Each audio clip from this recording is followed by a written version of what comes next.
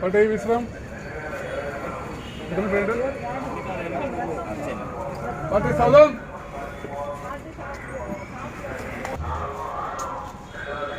What is Isha?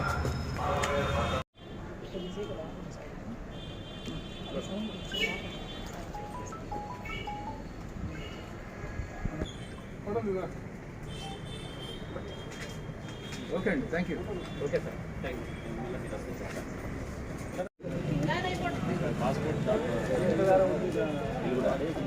A station వాళ్ళని ఆ station వాళ్ళు చదువు చూడగలరు.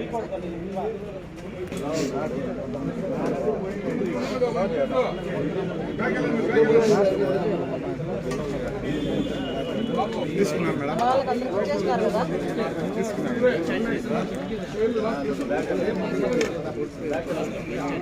నమస్కారం.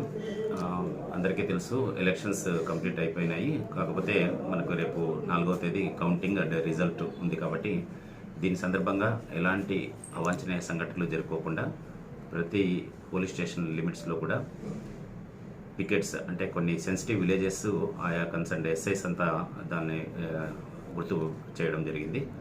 ఆ సెన్సిటివ్ విలేజెస్లో పికెట్స్ను ఏర్పాటు చేయడం జరిగింది. ప్రతి పోలీస్ స్టేషన్ లిమిట్స్లో 4, 5, 6 వాళ్ళ పోలీస్ స్టేషన్ తగ్గట్టుగా ఎక్కడైతే గలాటలు జరిగే అవకాశం ఉందో అక్కడ పికెట్స్ని ఏర్పాటు చేయడం జరిగింది.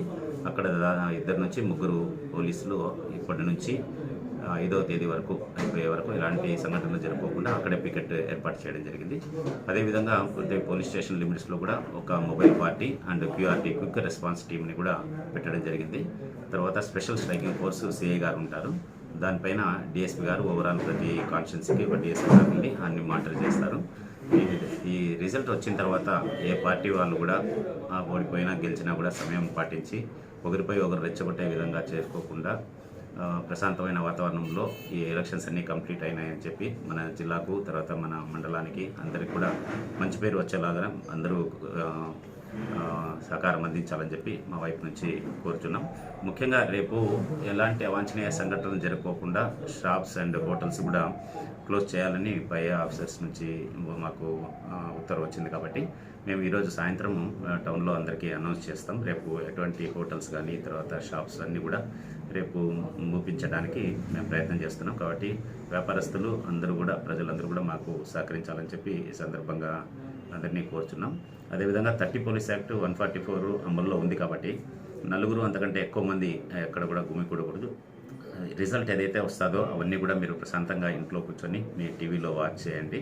అంతేగాని రోడ్డుపైకి వచ్చి గుమికూడి ఒకరికొకరు రెచ్చగొట్టే విధంగా ఇది చేసి వాళ్ళు గెలిచారు వీళ్ళు గెలిచారు అని చెప్పి రెచ్చగొట్టి గుంపులైపోయి మళ్ళీ మన ప్రాంతానికి మన టౌన్కి చెడ్డ పేరు రాకోకుండా చూడండి. మీ అందరికీ తెలుసు ఎక్కడెక్కడ ఏమేమి సంఘటనలు జరుగుతున్నాయి, ఎలాంటి యాక్షన్స్ తీసుకుంటున్నారు అనేది కూడా అందరికీ తెలుసు. ఎలక్షన్ కమిషన్ చాలా సీరియస్గా ఉంది కాబట్టి అందరూ కూడా అదేవిధంగా పొలిటికల్ లీడర్స్ తర్వాత పార్టీ వర్కర్స్ అందరూ కూడా పోలీసులకు సహకరించి ఈ ఎలక్షన్స్ 2024 ఎలక్షన్స్ ఎలాంటి సంఘటనలు జరగకుండా ప్రశాంతంగా జరిగేలాగా అందరూ కోఆపరేట్ చేయాలని మరొకసారి అందరికీ విజ్ఞప్తి చేస్తున్నాం.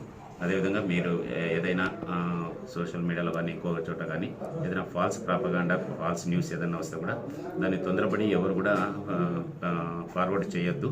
ఎందుకంటే ప్రతి ఒక్కరి చేతిలో ఇప్పుడు గ్రూప్స్ ఉన్నాయి కాబట్టి ఆ గ్రూప్స్ అడ్మిట్ పైన యాక్షన్ తీసుకోవడం జరుగుతుంది. కాబట్టి ఏదైతే వచ్చింది న్యూస్ ఉందో అది కరెక్టా కాదా అని తెలుసుకొని మీరు ఫార్వర్డ్ చేయాల్సి ఉంటుంది. దయచేసి ఈ 2 రోజులు 3 రోజులు కూడా ఎవరు కూడా ఈ న్యూస్ స్ప్రెడ్ చేయొద్దని చెప్పి మా వైపు నుంచి అందరికీ కూడా ఎవరైతే గ్రూప్ అడ్మిన్స్ ఉన్నారో వాళ్ళందరికీ కూడా విజ్ఞప్తి చేస్తున్నాం.